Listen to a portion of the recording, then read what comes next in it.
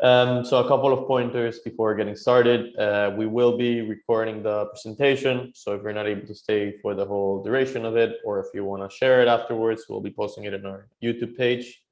And as I mentioned, if you have any questions, feel free to post them in the Q&A and the chat. We'll be having a look towards the end.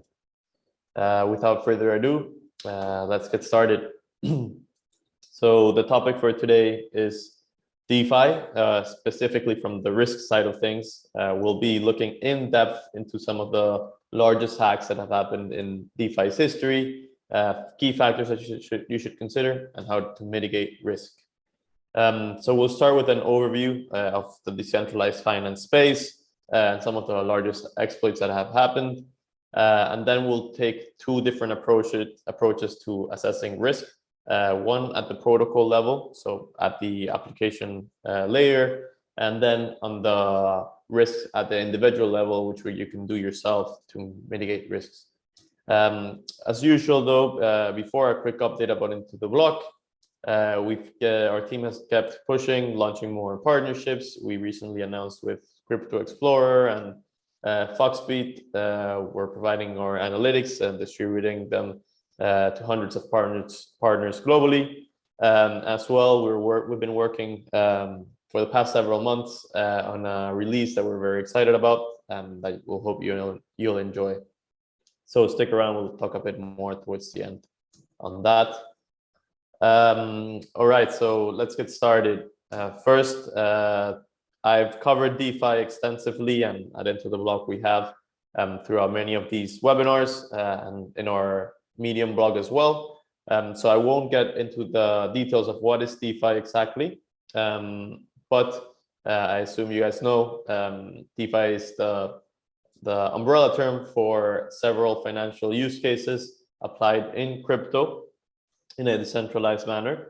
And there, the whole ecosystem has seen explosive growth, growing 14 times the size in deposits throughout 2021, 320 times since January 2020. And we've grown to about 30 million monthly active users in MetaMask. So the users using DeFi is actually a bit less, but quite impressive nonetheless. So you can see here just how explosive this growth has been. This is from DeFi Llama, which shows the whole supply amount, so of total value locked. This is including borrows, so it's a bit larger than just the value locked. Won't get into the nuances.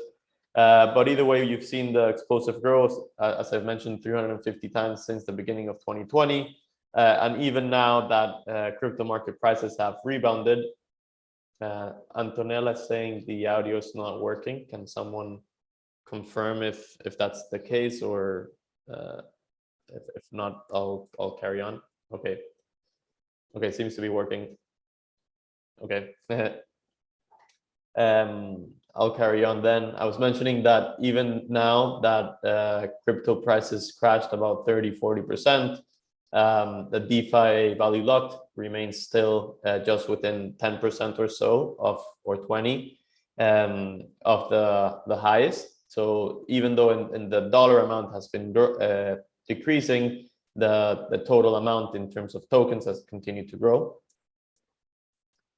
And with that dynamic and quite honestly massive success that DeFi has had, of course you'll have a large wave of nefarious participants, if you will, at trying to get the most out of the hype and the speculation surrounding DeFi. And so we've seen plenty of these headlines go into the mainstream, not just in crypto forums, about these hacks that have stolen really eye-shattering amounts. We believe it's around 3 billion or so, at least, that have been hacked thus far. And unfortunately, this is likely to continue to grow. And there are several terms thrown around somewhat interchangeably that I'd like to clarify before proceeding with the webinar. So one is, these terms are exploit, attack, hacks, incidents, rug pulls. They get thrown around interchangeably, which can be confusing, especially for newer users. Being in the space and analyzing some of the largest incidents, if you will, I would classify them as such. So an exploit or an attack would be the general term of both economic and technical risks that are essentially exploited by users in unintended ways for their own gain. I'll get more into the details there. A hack is more straightforward, is accessing private keys or deploying functions in an adversarial manner to withdraw funds. So this is purely technical, getting into a software in a way that you're not supposed to. And then rug pulls are also technical risks, but this is internally. So developers deliberately taking out the user's fund from a contract or user deploy funds. In a more interesting way, I would classify them in memes like this. So exploits or attacks typically require that big brain thinking to look at imbalances of the protocols and how you can use them to leverage personal gain, at least in the attacker's perspective. Hacks are more looking at the contracts and seeing something that can be used to extract funds from the protocol. And then, rug pulls are pretty much just theft from the developers taking your funds. Now into more serious tone, let's talk about the protocol risks. So as I was mentioning, there are two main types of risks associated to acknowledge for in DeFi. These are technical risks, primarily smart contract risk, as well as key management risks, and then economic risks, which are divided between supply side, demand side, and what we call stability and asset risk. These economic risks, the main difference is that they can be monitored, whereas technical risks can be checked for, but it's harder to monitor on a recurring basis. So I looked, we downloaded data of 50 of the largest exploits. So again, the broad term encompassing all attacks. And of 50 of the largest exploits with about 3 billion or so that I was mentioning lost, 68% of these attacks are technical. So they come through either smart contract exploits, rug pulls and such. 24% are economic, so leveraging imbalances within the protocol. And then 8% are a mix of the two, so both on the technical layer and the economic. In terms of technical risks, the majority of them, so nearly half of the 50 sample size that I was mentioning are smart contract bugs. So either reentrancy bugs or just so reentrancy bug is when you're able to resubmit the same transaction, essentially allowing you to extract more funds than you're supposed to. That's one of the more common ones. And there's other types of attacks there. Then 4 out of the 50 are rug pulls, so just the developers deliberately stealing funds. 6 of them have to do with private key management, which I'll get into more. And 1 of them has to do with front-end exploit and essentially the contracts that you're sending to data being like, how would you say, being replaced by an external entity. That's a minor type of risk so far. But in general, you may be concerned. So as I mentioned, 68% of these attacks are technical. Most people aren't technical, even myself, I've looked deep into this. I wouldn't consider myself technical from reading smart contracts standpoint. So what can you do to mitigate these risks? Well, the first thing, the most obvious, is to check if the project is audited. However, this doesn't mean just because it's audited, doesn't mean that it's risk-free. You can check the track record of the auditors, which I'll get into shortly, to see essentially if the protocols that they audit end up being safe. You can check if it's a fork or not. Nokia G10, please stop raising your hand. You can check if it's a fork. So if it's a fork of a used protocol that hasn't been hacked, so for instance, UniV2, which is Uniswap v2, which is the most forked protocol, hasn't been hacked, and as long as the protocol is forked verbatim, so essentially line by line, it's very low risk of it being exploited. There are some cases, however, worth noting where the protocols switch some lines and it's not exactly a fork, and that has ended in exploits. So you can ask essentially, that's what I would recommend in that case. If it is a fork, ask the community. We will be having a recording. I see someone ask that.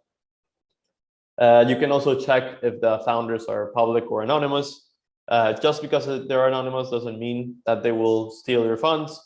But in general, it does have a higher degree of accountability if they're public. So they can be held liable easier. Check if they have bug bounties set up. So this is an incentive for people to be rewarded if they find an issue with the protocol. Those typically help.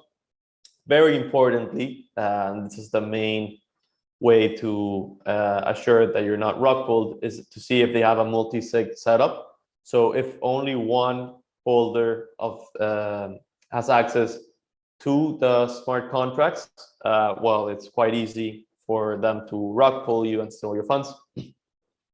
Multi-sig wallets, multi-signature wallets, for long are set up between at least 3, typically more, addresses that have to sign each transaction, especially for important transactions such as withdrawing funds. And in the case for more larger protocols, these are typically 7 out of 9 that have to agree, or something like that. And typically it's not just people from within the organization. So don't look just to see if they have a multi-sig or not. Also look into who is in the multi-sig. Typically at Intoblock, when we deploy funds, we like to see also credible people from outside the protocol being there, providing a higher degree of accountability. And finally, it doesn't always work, but it's also a good proxy to their exposure to technical risk, to see if they have a high amount of total value locked, and if they stood the test of time, which essentially means that they haven't been hacked in several months or so. So as I was mentioning, looking if the product is audited or not is a very easy thing to check. We can see here out of the protocols that have been exploited, so 68% of the 50, several of them haven't been audited. It's worth noting that a protocol can be audited by more than one entity. And we see here that PeckShield and Certic are the 2 with the largest amounts of exploits, with 7 and 6 each, I believe. When seen from a dollar standpoint, so this is from number of attacks, and this is from a perspective of dollars lost, Certic has been the one that has lost, audited and lost the most amount of funds. Of course, this is not the full picture. They have audited, all of these have audited multiple protocols. So not just because they have lost some funds means that they're bad auditors. In Certic's case, they audited the Poly network exploit, which has been the largest one. So this skewed the dynamic significantly. But as I mentioned, this is not the full picture, because not all audits are the same. There are different types of audits. Most people don't know this. The key one is the smart contracts of the protocol, which are the typical. Yes, we'll be sharing the slides after the recording, after the webinar as well.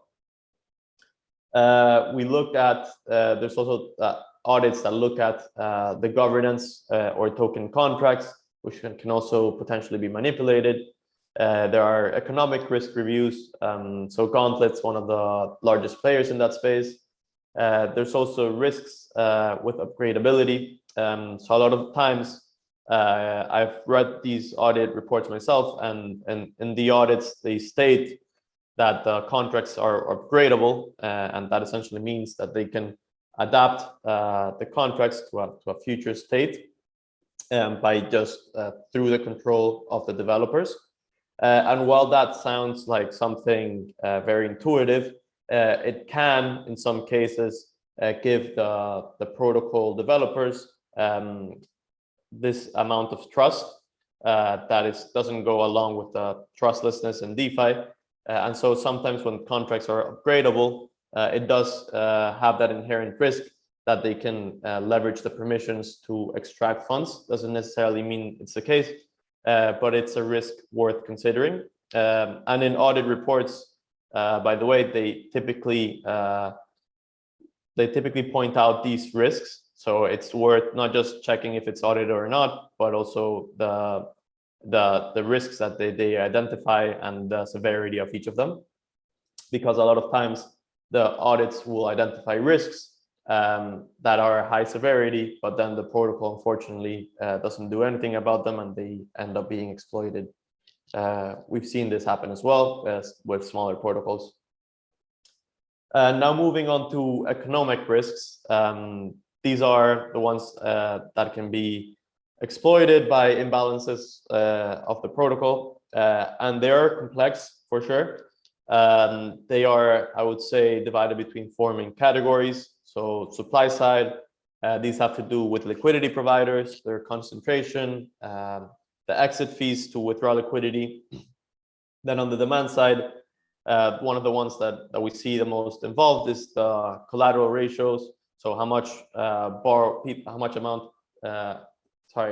liquidity these are borrowing, how much capital they're borrowing relative to the liquidity that they're supplying, making this a risk of liquidations.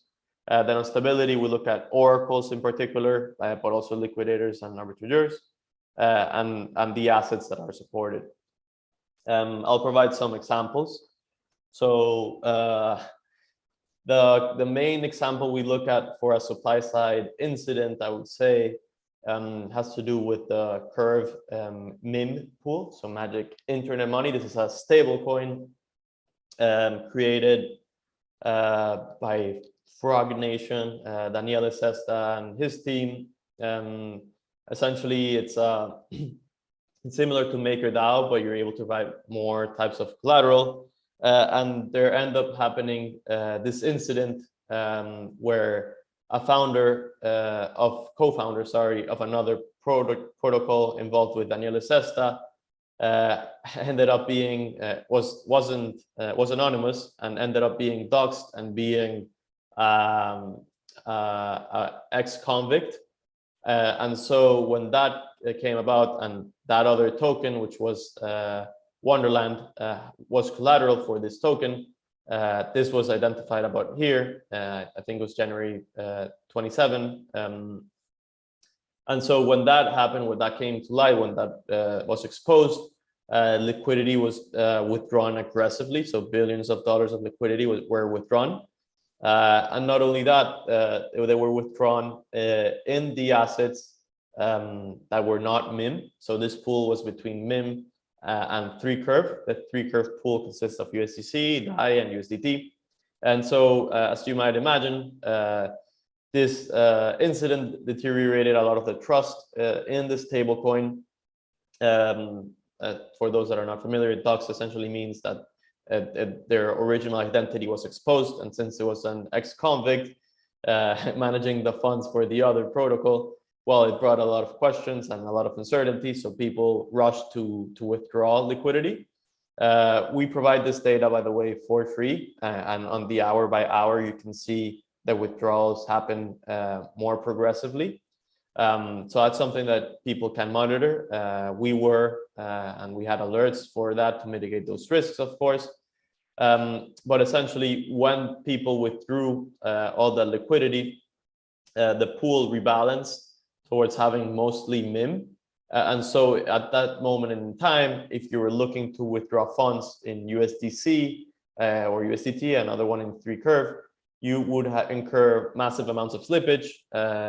And Alameda infamously lost a good amount of money from withdrawing from that pool. for taking too long. So it's another risk to consider. I know it can be complex, and but it's worth looking at these indicators if you're deploying in Curve, which of course is one of the largest yield farms out there in DeFi. We also look at the concentration of whales within these pools. This info is a bit harder to find. We are looking at essentially the depositors within these pools, what percentage of liquidity they have, and what percentage they would have to withdraw for that to end up resulting in a large exit fee. So in this case, over 1%. This example is of a curve that isn't highly concentrated. So you would need at least 3 of these liquidity providers, large liquidity providers, to withdraw their capital in order to reach this 24% threshold. There are cases where pools, are very highly concentrated. And in that case, it can be a risk, because if someone has, let's say, 80% or even some cases 50% of the liquidity and they end up withdrawing, well, they can have adverse circumstances that can negatively affect positions in these protocols. That's it for the supply side. There's more, but I won't have the time to cover it fully. Then on the demand side, the main factor has to do with lending protocols and their risk of liquidations resulting in bad debt. So the main protocols that we look at are for these strategies are AMMs and lending protocols. For AMMs and decentralized exchanges in general, there's very low risk of demand. Like, for instance, if there's a decrease in volume or a spike in volume, there's little repercussions in terms of them, if that resulting in depositors losing capital. Whereas on the demand side, if there are very high liquidations that the protocol can't effectively, well, liquidate to cover the depositors, this can result in bad debt, what's known as a liquidity shortfall event. And here we can look at the collateral ratio distribution. So this is from a MakerDAO dashboard. They look at they classify the amount of debt that is near liquidation. I think this is like within 5% or so, within 10, within 20 or something along those lines. And essentially, as you might imagine, if you have, like, imagine this 2 billion were about to be liquidated, well, then if that were the case, and there were illiquid assets in particular, as I'll get into later, this can result in the liquidations not being fully paid back to the protocol. This happened with in the BSC chain with the Venus protocol, which is a fork of Compound, I believe, and MakerDAO. And essentially what happened was that a large borrower deposited XVS, the Venus token, and the price suspiciously climbed like 70% within a few hours, allowing that depositor to borrow a substantial amount of funds. And then the price came crashing a few hours later, which resulted in the depositor, their loan, being under collateralized. But since the liquidity for the Venus token was very low, essentially the liquidators weren't able to repay back the protocol, and so it had resulted in 200 millions being lost by depositors. So it's another of the more complex examples that tend to happen. However, I would say that risks from the demand side, though they can be very significant, they're less pervasive in terms that they occur less. Then one that does happen more often comes from the stability side of things. So I would classify stability as a broad term for encompassing risks that are involved with actors and services preventing imbalances. So liquidators, as I was just mentioning, the example with Venus, are a key part. Arbitrageurs also with Texas, and more importantly, oracles. So a lot of times these protocols they opt to build their own Oracle solutions, and oracles are a key part in DeFi. In fact, they're often incorrectly classified as DeFi, in my opinion. But what they do is that they bring off-chain data and also process on-chain data, and they supply price feeds, amongst other things, to DeFi protocols. And by that, they guarantee like the official price, or the closest to being the official price, quote unquote, for the protocols, avoiding these types of imbalances.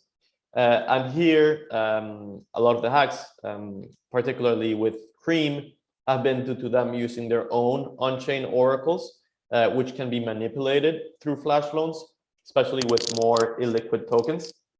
So if you have a token with a $10 million market cap and you're in your protocol, and you have on-chain oracle, then essentially someone can create a transaction, buy a lot of that token, artificially inflate that price, then borrow a lot against that token, then sell that token, decrease the price, and stay with the attacker can keep the borrowed funds that they were able to get by artificially inflating these tokens. And so this is why Chainlink oracles are the best solution here, really, because they look at off-chain data, not just on-chain data, which can be manipulated, and they do time-weighted average prices over time, so that they are quote-unquote flash loan resistant and can't be manipulated in that regard. And this is the most common economic attack, essentially just manipulating prices, borrowing more that you can really borrow, and keeping the amount, resulting in bad debt, as I mentioned. And overall, all of these actors assure that systems work as intended. Then, moreover, on stability, for instance, we like to look at the amount of blocks that go by before a liquidation is fully repaid. And on the asset side of things, we look at the quality of assets that are supported and the interconnectedness of the assets within the protocol. So, for instance, with lending protocols, there can be isolated liquidity or compartmentalized liquidity as well, same term, or shared liquidity. When the liquidity is isolated, like also in the case of AMMs, there is very low risk of having like a bad token, like a $5 million token affecting other assets, leading to losses for the protocol. But when it's shared, like in the case of Compound, Aave, or Cream, having a very small asset that can be manipulated or minted in real time can lead to the share liquidity being lost. And so there's also very nuanced asset specifications, like with Cream and the AMP token that had a function that was able to mint more supply that ends up in risks that affect the whole pool of liquidity. And so it's important to not only understand the assets that are supported in these protocols, but also the relationship that they have with each other within them. Now, finally, on the individual risks, I suspect many people know these, so I'll go through them briefly. It's important to have a cold wallet. As many will know, hot wallets store private keys locally. And so essentially, if your computer or your phone, if you use your phone as a wallet, is compromised, then they can steal your private keys and steal all your funds. This is very easily comparable to having a wallet versus a vault. You might have a hot wallet or a wallet where you move your day-to-day funds that you want to use. But then on a vault or your cold wallet, you should have like your savings and things you don't want to lose, really. And so you have to be careful of how you store your private keys. There's a direct trade-off between this convenience and security. I would go in favor not just of two-factor authentication, but three-factor authentication. So these are YubiKeys that you have to connect to your computer to be able to log in to exchanges and things like that. Those are also highly recommended. Make sure that you're looking at the official sites and buying cold wallets just from official sites to make sure your funds are safe. Beware, of course, of phishing scams. These are unfortunately all over the place in crypto, with people taking advantage of the hype.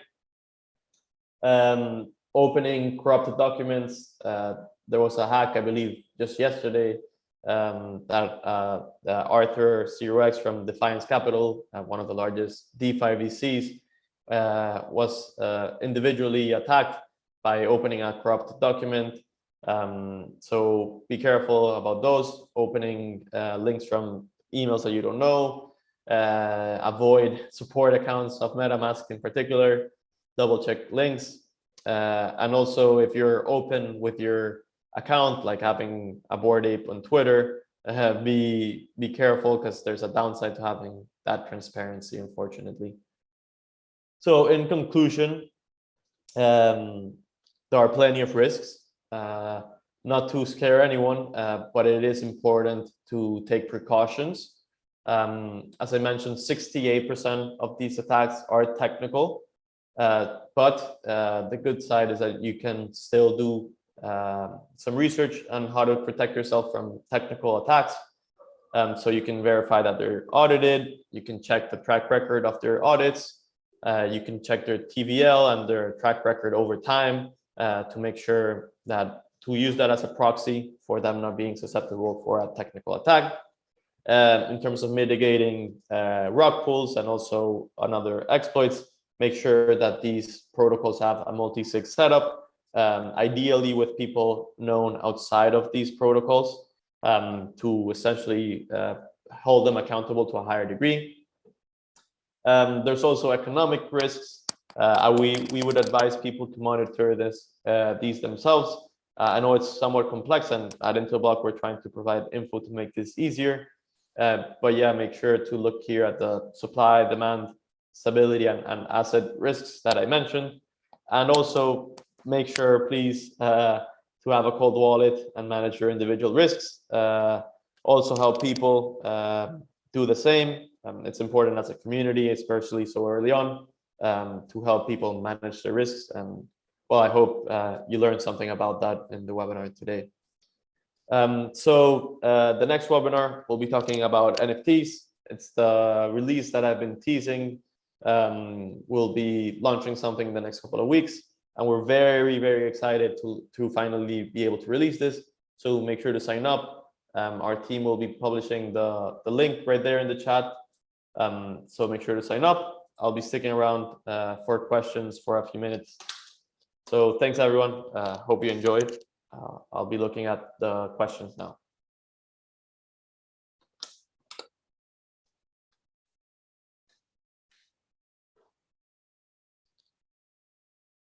All right, so yeah, the webinar has been recorded, and the slides will be shared for those that have been asking. What else?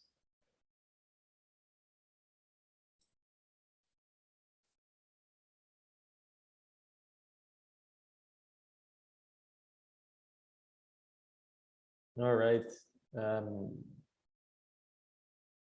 Some people are thanking me. I appreciate you guys tuning in. So far, no more questions. I'll stick around a couple more minutes. Typically, some more pop up. There we go. How do you see if a project has a multi-sig wallet? That's a good question. Typically, the best way, assuming that you're not technical and are not going to check the contracts in GitHub, the best way is to ask in the community channels, so Telegram or Discord, to see if they have a multi-sig setup. Ask not only if they have one, but who is in it, how many people are in it, check if the people in it are doxed. Feel free, typically these communities are very collaborative. So if you ask, people can tell you. And ideally, they provide you with a link. So it's not, you're not just trusting what they say, but you can verify as the typical ethos go with crypto. They're also asking if you can see it on Etherscan. I believe it's typically on GitHub, not on Etherscan, though it's probably a good feature recommendation for Etherscan to add. Walid is saying, great job, appreciate it. What is the general profile of the participants of DeFi in terms of the level of sophistication as an investor-grade risk management? It's a good question. I would say the average actor, and this is a very big difference between the average actor and the average capital allocator. I'll clarify. So the average player that uses DeFi, I would say, is still relatively new and not fully aware of all of these risks.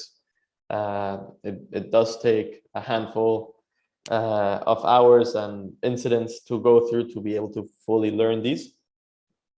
But I would say that most of the capital being provided, most of the liquidity does come from institutional grade partners, allocators that do keep a lot of these risks in mind. And so here, like institutions that are deploying hundreds of millions and billions keep a lot of these risks in mind. I think it's still a learning curve for them. So it takes time. At Into the Block, we've put a lot of effort into this and simplifying it for our partners in our quantitative strategies. But we're aware that it's like a new world, and even the top institutions have sometimes issues fully grasping around these subjects. So I would say the average user is unfortunately very uneducated about these risks. And the average institution is a bit more educated. They're also a bit like have guarding rails to go through DeFi, which helps them. But I would say overall, there's still a lot of work in education needed. Few more questions. Certic is a company that does blockchain audits, but they have their own token. Does this seem like a conflict of interest?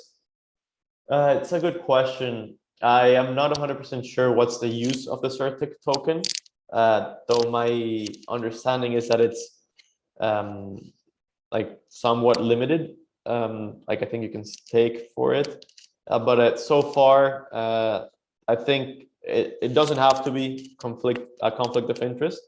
Like if it's used like as an insurance, which by the way is another way to mitigate risks, it doesn't necessarily have to be a conflict of interest. But to be honest, I would have to look more in depth into their token and what it does more particularly. On the assets slide, let me go back to that. Any advantages of using one over the other, isolated versus shared liquidity? Well, yes. With shared liquidity, the good thing is that it's easier to build liquidity for these protocols. So no surprise that Compound and Aave are the largest lending platforms out there, because essentially you can deploy multiple assets and borrow multiple assets in the same pool. Whereas for instance, Rari Capital, they have separate pools, or like in Abracadabra, and that essentially has like a limited amount of liquidity that you can borrow for each asset that you supply. So that restricts the amount of capital you can borrow, but also isolates the risks to being for only that pool. And so essentially it ends up trading off convenience or access to liquidity for more security. And this is why a lot of these protocols support riskier assets, because you can essentially add them and have their own pools without them affecting the liquidity as a whole. And Aave V3 is actually launching isolation mode to be able to support riskier assets without affecting the shared liquidity pool. Yes, we will be recording. We have been recording the webinar, and we'll share it in our social media, in our YouTube page, and in our Twitter as well. When are some of the security controls that are in the hands of app developer of a smart contract?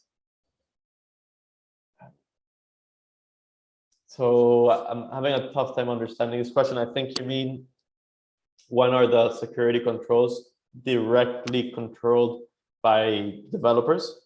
In this case, it ends up being like a matter of whether the developers can essentially deploy and withdraw funds, so have like a back door to withdraw these funds.